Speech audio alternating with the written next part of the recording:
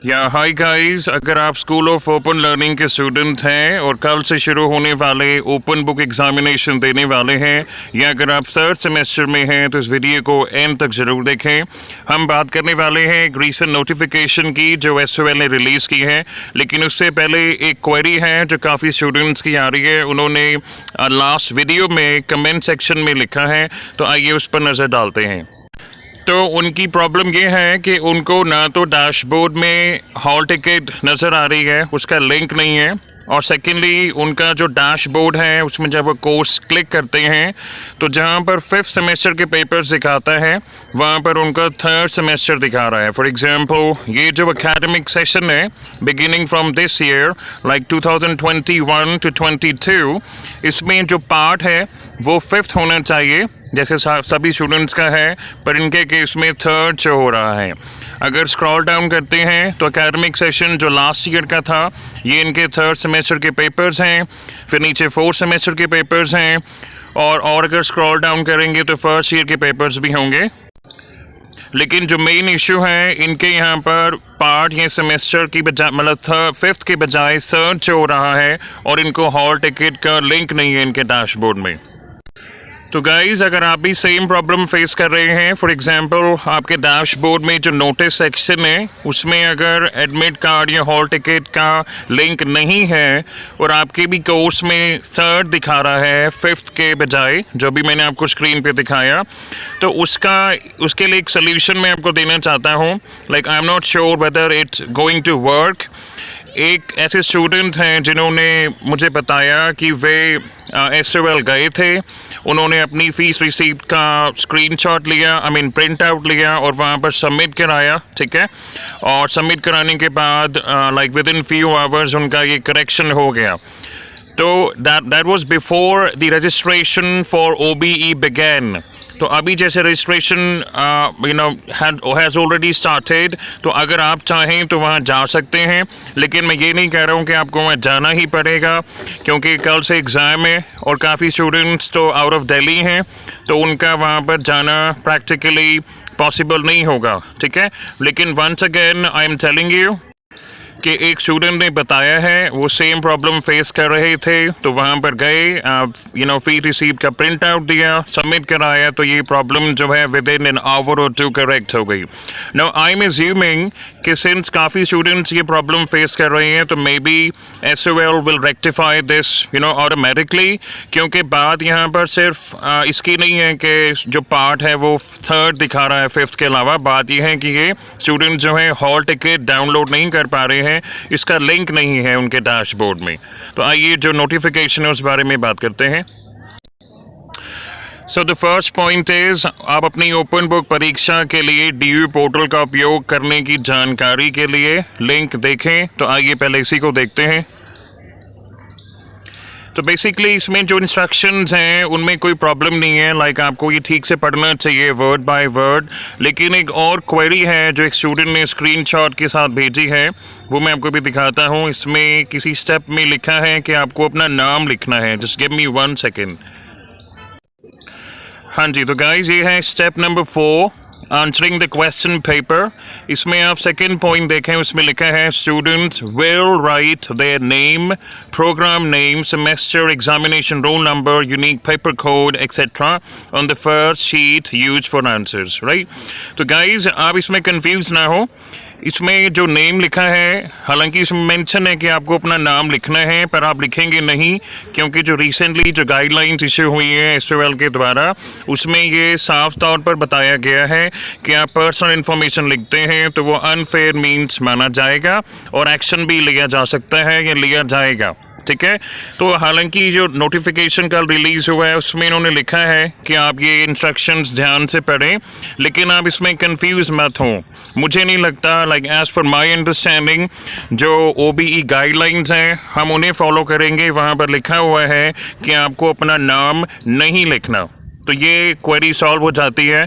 जो स्टूडेंट्स पूछ रहे हैं कि वहाँ पर लिखा है नाम नहीं लिखना, और इस पोर्टल पर जो इंस्ट्रक्शंस हैं जैसे कि ये नोटिफिकेशन कहती है आप इसको पढ़ें, तो इसमें लिखा है students will write their name, ये स्टेप नंबर 4 में लिखा है। तो गाइस नाम नहीं लिखना, ओबीई गाइडलाइंस को फॉलो करें, ठीक है। तो इसके अलावा गाइस आई थिंक ये ऑलरेडी डिस्कस कर चुके हैं हम। अब हम वापस नोटिफिकेशन पढ़ते हैं जो एसओएल ने रिलीज़ की है। तो गाइस सेकंड पॉइंट कहता है कि यह सुनिश्चित करें कि आपके डीयू पोर्टल पर पंजीकरण के लिए, रजिस्ट्रेशन के लिए सक्रिय ईमेल आईडी और मोबाइल नंबर हो। दैट मीन जो आप ईमेल आईडी और मोबाइल नंबर डाल रहे हैं वो वैलिड और एक्टिव होना चाहिए, ठीक है। उसके बाद जो थर्ड पॉइंट है उसमें साइज़ की बात हुई है कि 7 MB से कम होनी चाहिए आपकी PDF का जो साइज़ है, ठीक है। और PDF में पासवर्ड बिल्कुल ना डालें, ठीक है। पासवर्ड प्रोटेक्टेड PDF ना बनाएं, ठीक है। और फिफ्थ पॉइंट कहता है कि आप जो एक नया क्वेश्चन है वो नए पेज से शुरू करें, ठीक है। ये आपको स्कैन करने में और 4 अलग अलग PDF आसानी से बनाने में मदद करेगा। तो जब भी नया क्वेश्चन शुरू करते हैं तो नए पेज से शुरू करें। और सिक्स पॉइंट वेरी इंपॉर्टेंट, ये कहता है, काफ़ी स्टूडेंट्स ने लास्ट टाइम भी ये बात रिपोर्ट की थी कि आप सारी मेहनत कर रहे हैं, PDFs बना रहे हैं, ठीक है, आप एग्ज़ाम दे रहे हैं, लेकिन लास्ट में अपलोड करते वक्त पता नहीं क्या होता है समटाइम्स कि वो कंफ्यूज हो जाते हैं बच्चे, राइट, और आप गलत PDF अपलोड कर देते हैं। तो अगर आप मुझसे पूछें तो मेरा पर्सनल सजेशन है कि जो पेपर का नाम है, फॉर एग्जांपल अगर आप इकोनॉमिक्स का पेपर दे रहे हैं, ठीक है, तो जब PDF बनाते हैं तो वहाँ पे उसको जब रीनेम करें तो वहाँ पे डाल दें इकोनॉमिक्स क्वेश्चन नंबर 1, है ना, या शॉर्ट फॉर्म में लिखें EC फॉर इकोनॉमिक्स, साथ में डालें आंसर 1 या आंसर 2। तो ये ज़रूर ध्यान दें। और जब नेक्स्ट एग्ज़ाम दे रहे हैं तो पुरानी जो आपने फाइल्स बनाई हैं उनको कहीं और सेव करें, ताकि वो जो लोकेशन है जहाँ पर आप PDF सेव कर रहे हैं उसमें कोई प्रॉब्लम ना हो, जगह या फोल्डर ऑलरेडी खाली हो, और आप उसमें जो नया पेपर दे रहे हैं उसका नाम डालें PDF में और साथ में क्वेश्चन नंबर भी डालें ताकि कोई कन्फ्यूज़न ना हो। तो अभी जो नाम की जो क्वेरी थी कि हमको नेम लिखना है या नहीं है, क्योंकि वो DU के पोर्टल पर लिखा हुआ है, तो गाइस वंस अगेन ये बात क्लैरिफाई होती है कि आप एग्जामिनेशन डेट और टाइम लिखेंगे। इसमें लिखा है पॉइंट नंबर 7 में एग्जामिनेशन रोल नंबर लिखेंगे, ठीक है, कोर्स का नाम, सेमेस्टर, यूनिक पेपर कोड और पेपर का टाइटल। तो वंस अगेन यहाँ पर लिखा हुआ है कि आपको अपना नाम नहीं लिखना, क्योंकि पर्सनल इंफॉर्मेशन डिस्क्लोज नहीं करनी होती एग्ज़ाम में, राइट।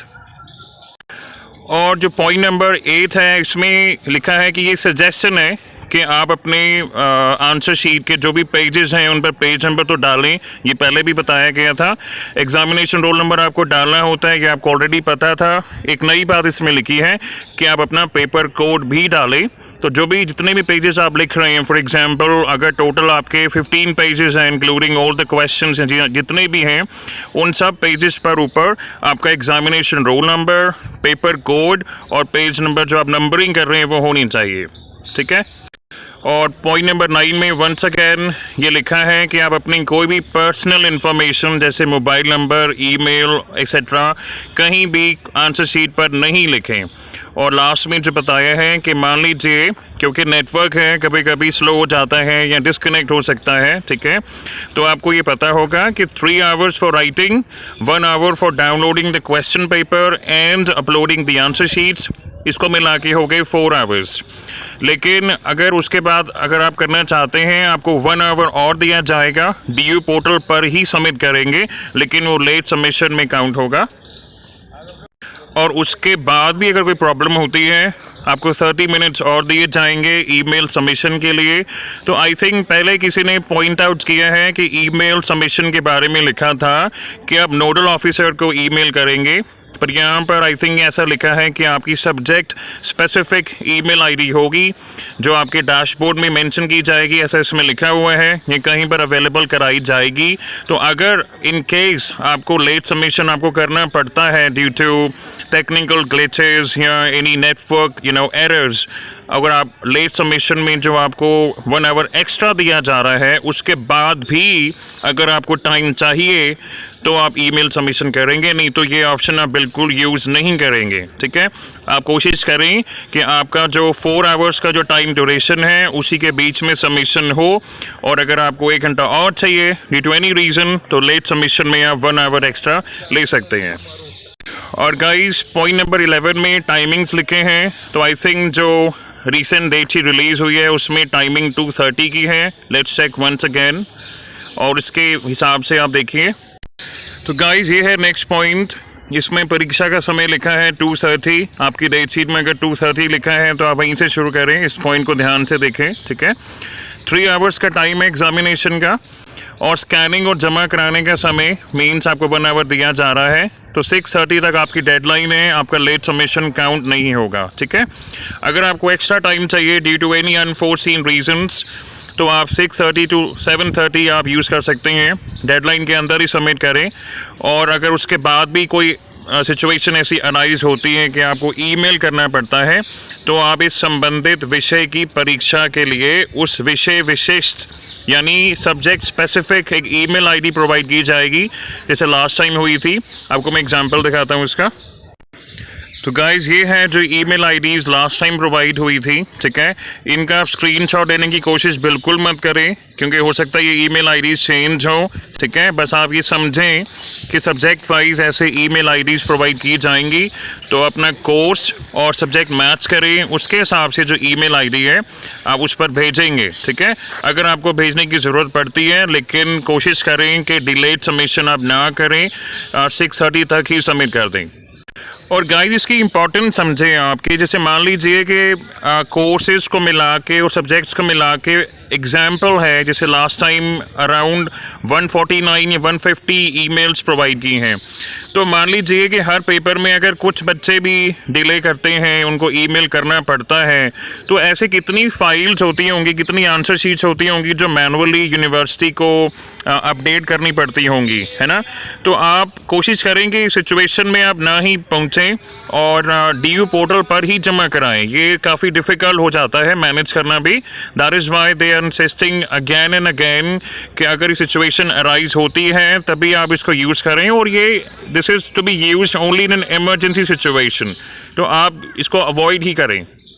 वापस चलते हैं गाइडलाइंस पर।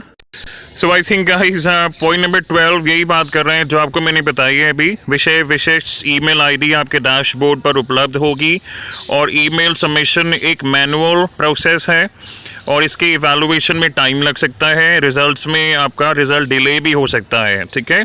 तो ये बोल्ड में लिखा है, बड़ा बड़ा लिखा है कि कृपया ईमेल सबमिशन के बजाय DU पोर्टल पर ही सबमिशन को प्रेफरेंस दें, ठीक है। और अगर आपने DU पोर्टल पर ऑलरेडी PDF सबमिट कर दिया है, नेक्स्ट पॉइंट में ये लिखा है कि ईमेल ना भेजें, कन्फ्यूजन क्रिएट होता है ऐसे, ठीक है। ईमेल आईडी पर भेजी गई आंसर शीट्स का इवैल्यूएशन ये चेक करने के बाद ही किया जाएगा कि आपने DU पोर्टल पर ऑलरेडी सबमिट कर तो नहीं दिया है, ठीक है। और नेक्स्ट पॉइंट में लिखा है कि विषय विशिष्ट ईमेल आईडी के अलावा अन्य किसी ईमेल आईडी पर भेजी गई आंसर शीट्स को एक्सेप्ट नहीं किया जाएगा। तो यहाँ से ये बात क्लियर होती है, किसी ने पॉइंट आउट किया था, कहीं पर लिखा हुआ था अकॉर्डिंग टू द स्टूडेंट्स कि आप नोडल ऑफिसर को ईमेल करेंगे, ऐसा नहीं है। यहाँ पर जो ईमेल आईडीज़ प्रोवाइड की जाएंगी अकॉर्डिंग टू द सब्जेक्ट, ठीक है, उन पर आप ईमेल करेंगे अगर आपको ईमेल करने की ज़रूरत पड़ती है तो। तो वंस अगेन गाइस, आप अपनी तैयारी ठीक से करिए।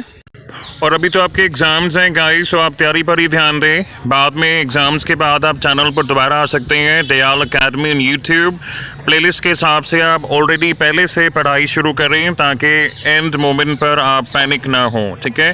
इसके अलावा द वेबसाइट इज़ dayalacademy.com। यहाँ पर आप देखेंगे काफ़ी कोर्सेज हैं, apart from the subjects you study in your college, you can learn English and there are a lot of other options. So guys, good luck for exams and have a nice day. Thank you for watching.